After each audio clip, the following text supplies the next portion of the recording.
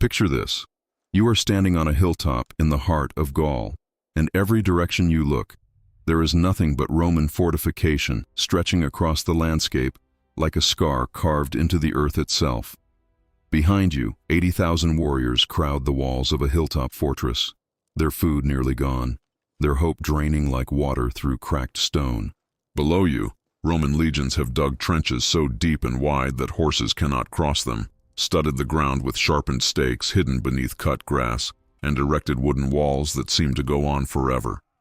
And beyond those walls, even further out, another ring of fortifications faces the opposite direction entirely.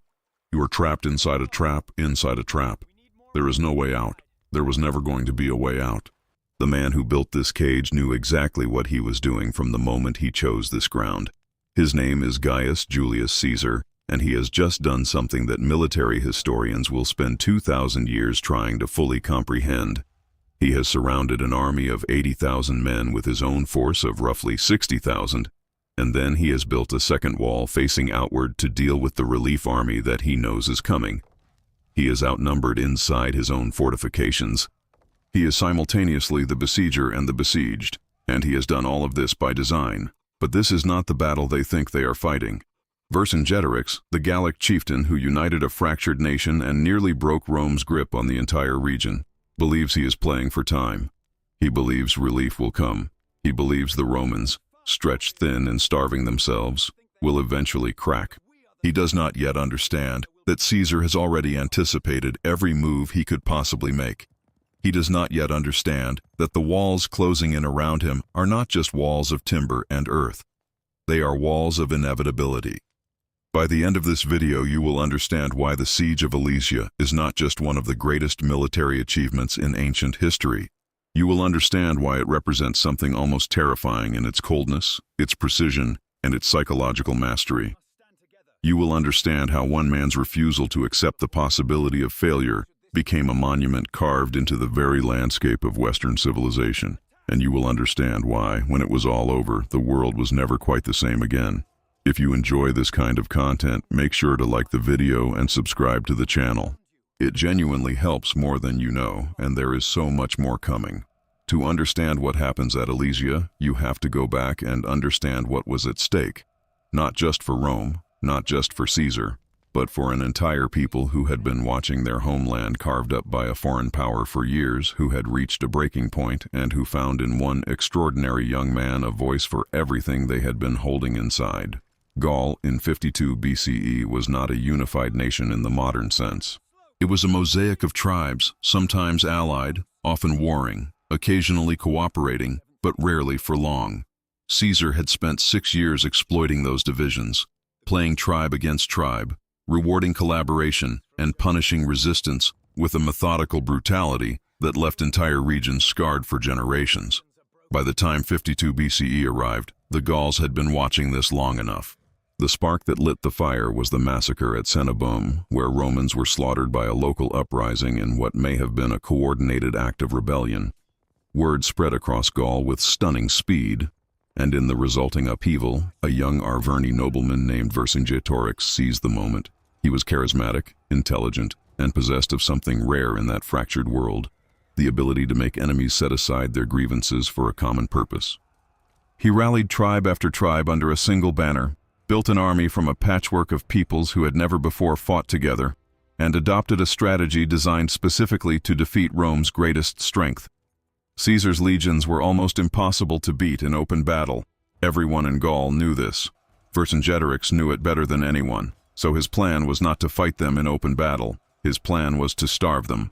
He adopted a scorched earth strategy of extraordinary discipline, burning Gallic towns and grain stores to deny Caesar the supplies he needed to keep his army fed.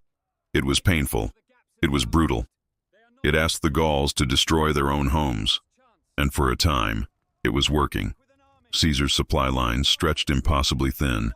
His men were hungry. His campaign was grinding to a halt. Then came Gergovia, and for the first time in his years of campaigning in Gaul, Caesar suffered a genuine defeat. He had attempted to take a strongly fortified Gallic town by assault and been repulsed with significant losses. It was a moment of vulnerability that sent a signal across Gaul. Rome could bleed. Tribes that had been hesitating threw their support to Vercingetorix. The uprising grew larger, the coalition swelled, and the young Gallic leader, perhaps emboldened by what had happened at Gergovia, made a decision that would alter the entire course of history. He decided to attack Caesar's cavalry.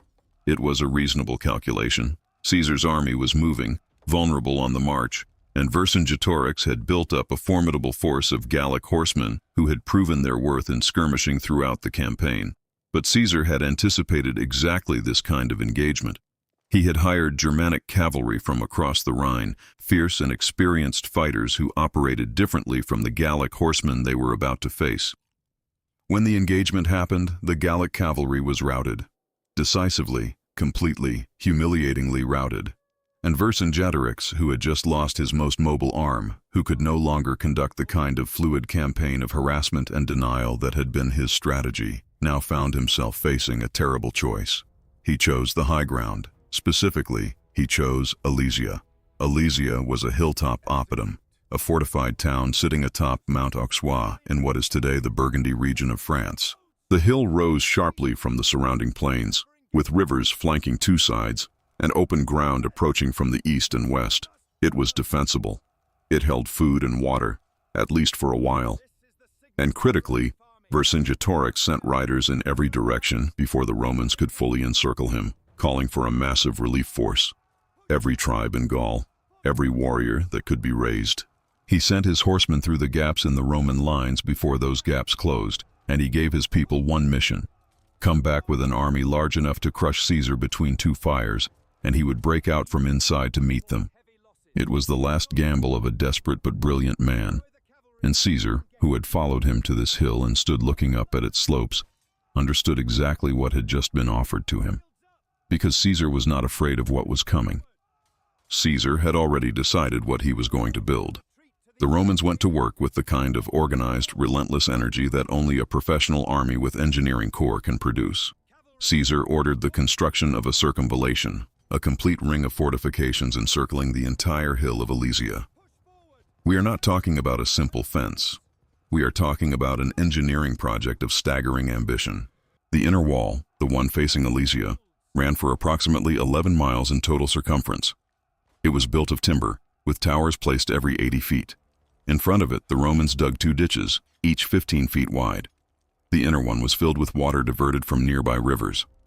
In front of that, they constructed 5 rows of sharpened stakes angled outward to break cavalry charges, and beyond those, they buried rows of pointed wooden spikes in the ground, hidden beneath cut branches and leaves.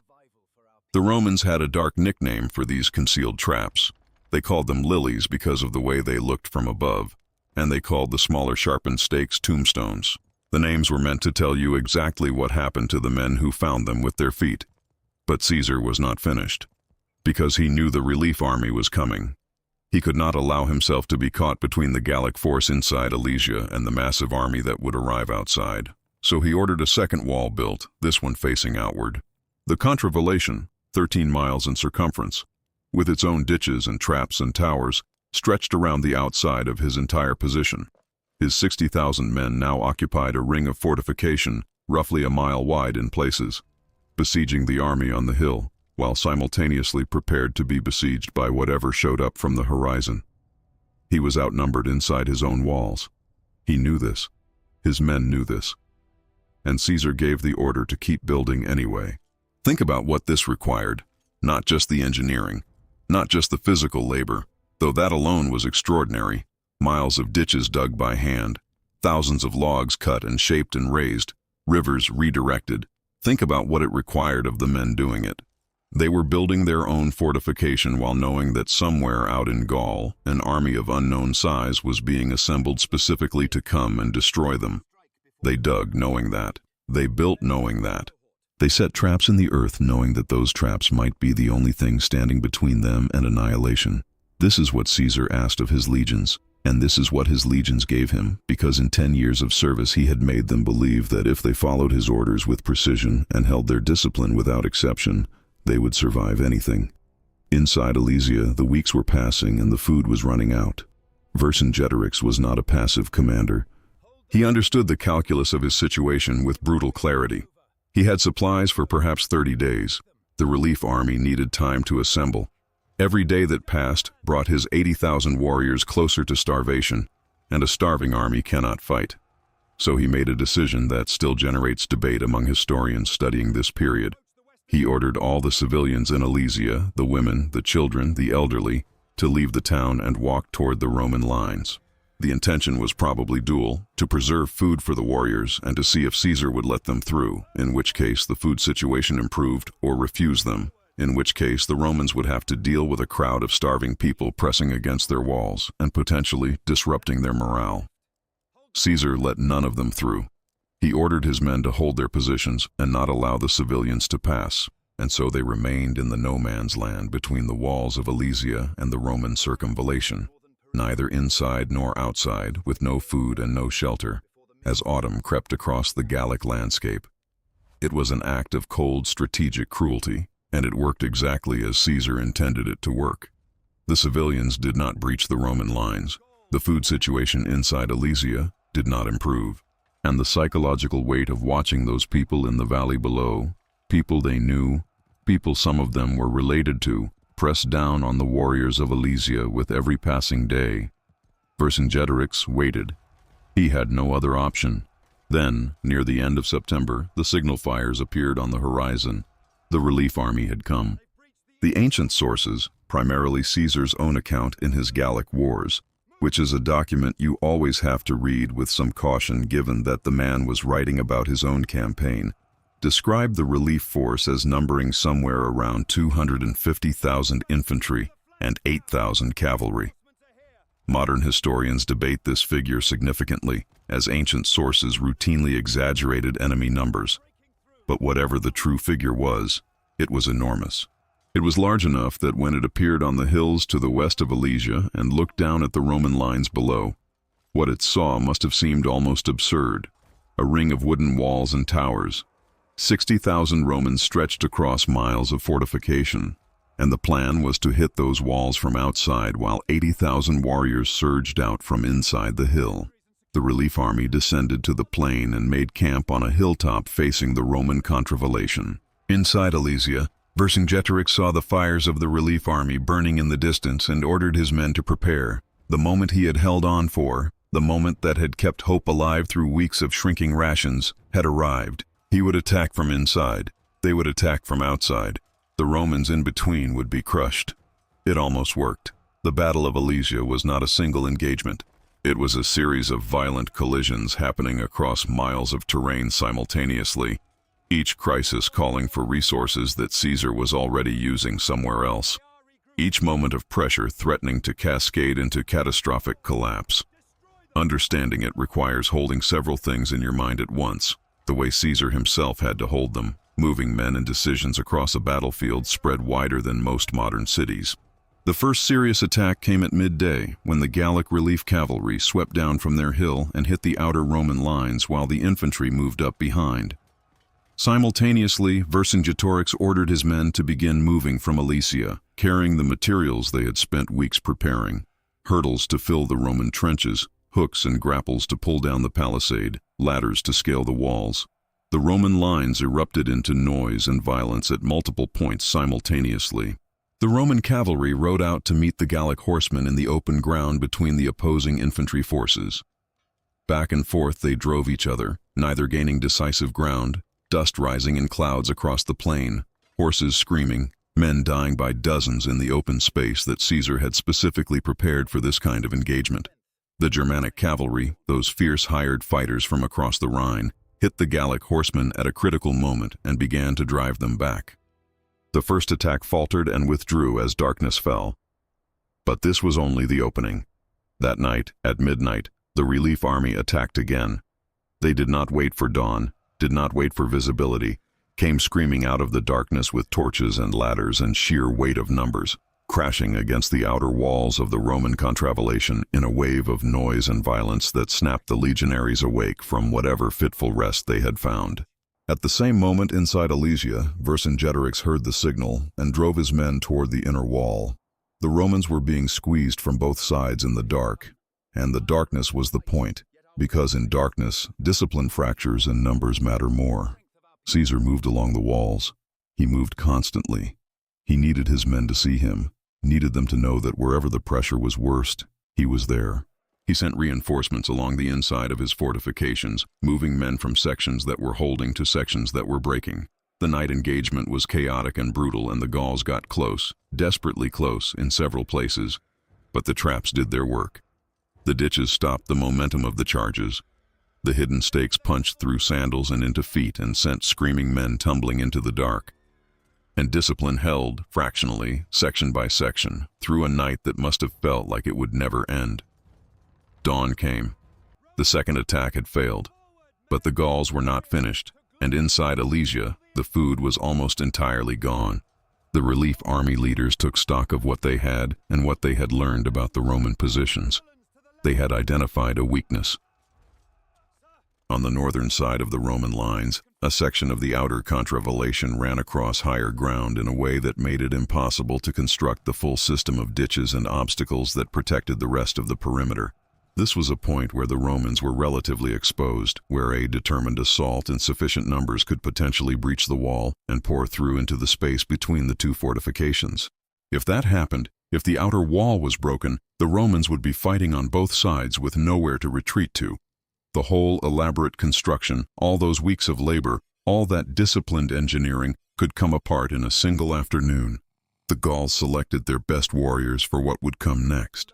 60,000 warriors from the relief army, led by a chieftain named Vercingetorix, a cousin of Vercingetorix, moved around the northern side of the Roman lines and positioned themselves above that vulnerable section of wall. They waited until the early afternoon, when the sun was at an angle that would be in the eyes of the Roman defenders on the walls. Then they came down. They came down in a torrent. At the same moment, the full relief army attacked the western face of the outer wall with everything it had. Cavalry sweeping across the plain, infantry with ladders and hurdles and grapples. The noise alone would have been almost incomprehensible, a sound like the world ending, rolling across the landscape and into the ears of every Roman legionary trying to hold their piece of wall while knowing that somewhere along those miles of fortification the line might already be breaking. And inside Alesia, Vercingetorix heard the tumult and drove his men against the inner wall for the third and most desperate time.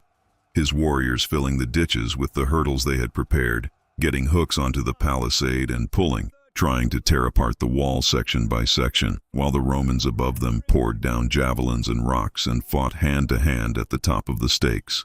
3 engagements, happening simultaneously, miles apart. Caesar rode along his own lines and watched. He watched the reports coming in. He watched the signals. He felt the shape of the battle the way a man feels a current in water, not just the surface but the direction, the pull, the place where the force is going. And he understood with sudden certainty where the crisis was. The northern section, the vulnerable ground, was under assault by 60,000 men, and the 2 legates he had placed there were sending signals that their men could not hold. He sent his cavalry around the outside of his own lines. He sent them with instructions to appear suddenly behind the Gallic force attacking the northern wall, crashing into their rear while the defenders on the wall held the front. And he took his own personal force of infantry, men he kept in reserve for exactly this kind of moment, and ran. Caesar ran toward the crisis point, and his men saw him running and they ran with him. The moment the Roman cavalry appeared behind Vercingetorix's 60,000 warriors, it was as if the ground had shifted. The Gauls attacking the northern wall had known nothing about the cavalry coming around behind them. They had been completely focused on the wall, on the Romans defending it, on the men ahead of them who were beginning to give ground. And then the noise changed.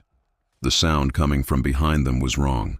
There were horsemen back there, Roman horsemen, and the ground between them and safety was suddenly occupied by an enemy they had not seen coming. They began to break. It was not all at once. It never is. The front ranks, fully committed, pressed forward even as the rear ranks began to turn and run, creating a collision of momentum inside the Gallic formation itself, men pushing forward, meeting men pushing backward, the whole mass losing its coherence and direction, becoming a crowd instead of an army. Caesar's infantry hit the wall from the inside. At the same moment, his cavalry crashed into the rear from the outside, and the legionaries on the wall, seeing fresh Roman troops arriving with the commander himself at their head, found something they had been running out of for hours. They held. The assault on the northern wall collapsed, and when it collapsed, when 60,000 warriors broke and ran back up the slope toward their camp, something invisible but devastating broke across the entire battlefield simultaneously. The western assault began to waver. The men attacking the outer wall looked north and saw what was happening there, saw the retreat, saw the dust of fleeing men, and the momentum that had been carrying them forward against the Roman lines simply drained away like water from a cracked vessel. The attack faltered. It stopped. The Gauls began to pull back. Inside Alesia, Vercingetorix heard the change in the battle. He could not see it, but he could hear it, the quality of the noise shifting. The retreat calls from outside. The sound of a battle that is broken the wrong way. He ordered his men back from the inner wall they had been tearing at for hours and returned to the hilltop town with nothing gained and everything lost. That night, the relief army debated what to do. They had given everything they had in 3 massive assaults and failed each time. Their losses had been severe. The morale of the coalition force, always a fragile thing when you are holding together dozens of tribes on the basis of hope and shared anger, was beginning to fracture. Some of the tribal leaders argued for one more assault. Others argued for withdrawal, for preserving the army, for fighting Caesar another day on ground more favorable. The debate went on through the night. In the morning, they were gone. The relief army dissolved.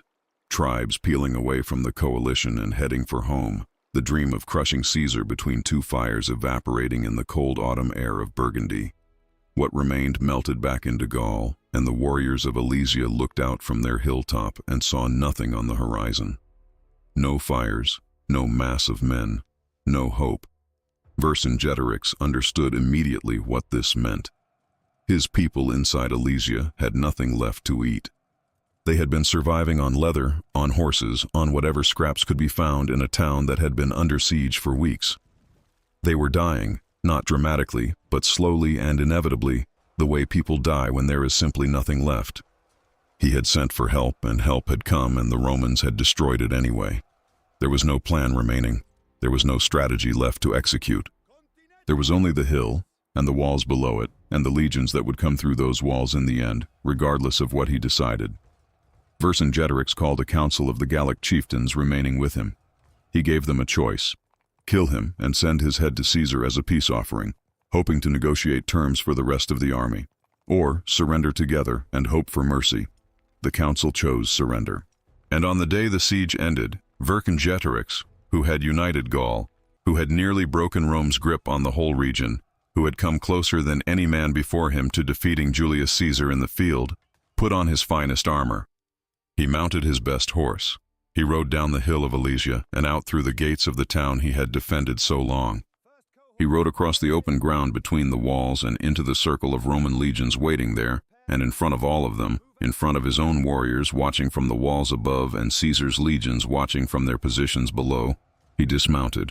He removed his weapons and his armor. He laid them at Caesar's feet, and then he sat down on the ground and waited. Caesar sent him to Rome in chains, where he would spend the next 6 years in the Tullianum prison, while Caesar completed the conquest of Gaul and then plunged the Roman world into civil war. Vercingetorix was kept alive for exactly one purpose: to be displayed in Caesar's triumph when the time came. In 46 BCE, 4 years after the civil war ended and Caesar stood at the height of his power, Vercingetorix was brought out of prison, displayed in the triumph as a captive, and then executed in the Roman manner of the time. He was strangled. The man who had come closest to preserving Gallic freedom died in a Roman prison. 6 years after the hill that had been his last hope disappeared behind him. The fall of Alesia was not just the end of a battle. It was the end of a world. The organized resistance of the Gallic tribes to Roman conquest effectively ended at that hill in Burgundy in 52 BCE. Some fighting continued for a few more years. Some tribes held out in pockets here and there, but the coordinated pan-Gallic resistance that Vercingetorix had built was finished. Caesar completed the conquest of Gaul over the following years, and the region that is now France, Belgium, Luxembourg, and parts of Switzerland and Germany became Roman territory. It would remain Roman for over 4 centuries. What that meant, in ways that people living through it could not possibly have understood, was that the Latin language would root itself permanently into the soil of Gaul, would evolve over centuries into what we now call French. that Roman law and Roman Christianity and Roman administrative systems would shape the culture of Western Europe in ways that are still visible today, that the entire civilization that descended from that part of the world carries in its DNA the consequences of what happened on a hilltop in Burgundy in the autumn of 52 BCE. Caesar's achievement at Alesia was recognized as extraordinary even in his own time. The sheer audacity of simultaneously besieging an army while preparing to be besieged by a much larger force, the engineering feat of 11 miles of inner wall and 13 miles of outer wall constructed in weeks, the psychological discipline of keeping 60,000 men calm and focused while an enemy relief force of potentially 200,000 approached, the tactical genius of identifying the critical point of the final assault and arriving there in person at exactly the right moment. Military theorists from Caesar's own era through Napoleon, who reportedly studied the battle intensively, through the modern period have held up Alesia as a case study in what disciplined, intelligent, relentlessly determined warfare looks like at its highest level. But there is something else in Alesia that is worth sitting with, something beyond the tactics and the engineering and the numbers. It is the weight of what both men were carrying in those weeks. Caesar, who had built his entire political future on the success of this campaign, who knew that failure in Gaul would mean the destruction of everything he had worked toward, riding along his walls at night, listening to the sounds of fighting and moving men through the dark with a certainty he probably did not entirely feel but could never allow to show. And Vercingetorix, who had asked his people to burn their own homes, who had made promises he ultimately could not keep, who sat on that hill watching the food disappear and the relief army fail and knowing that the dream he had carried was ending, and still put on his finest armor and rode down that hill with his head up. There is something almost unbearable about that image. The defeated man on the fine horse, riding down to lay his weapons at the feet of the man who had beaten him. He was not just surrendering himself. He was surrendering the future his people might have had. He knew exactly what he was doing, and he did it with dignity, which is perhaps the only thing left to a man in that position that no army and no wall and no Roman engineering can take from him. Alesia changed everything. It secured Caesar's wealth and reputation and political power and gave him the resources and the armies and the loyalty he would need for what was coming next. Because what was coming next was even larger than the conquest of Gaul. What was coming next was the civil war that would tear the Roman Republic apart and remake it into something the world had never seen before. The man who rode away from Alesia victorious was not finished, not even close. Watch what happens next when Caesar turns those battle-hardened Gallic legions south toward the most consequential river crossing in ancient history. The moment he steps across the Rubicon and the entire Roman world holds its breath. Because the general who trapped an army at Alesia is about to make every senator in Rome understand what it means to have made an enemy of a man who builds walls that no one can escape.